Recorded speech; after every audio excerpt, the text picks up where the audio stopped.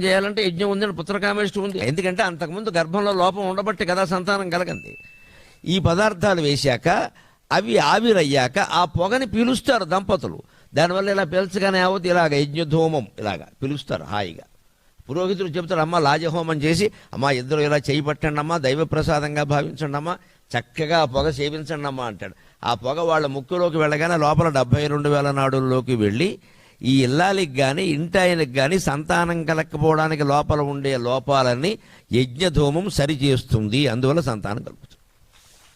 ఇప్పుడు ఏమీ రవ్వంత అనుమానం లేదు. పుత్రకామేష్టి ఎలా చేస్తారో ఏమిటో బృహదారణ్యకోపనిషత్తులో స్పష్టంగా ఉంది.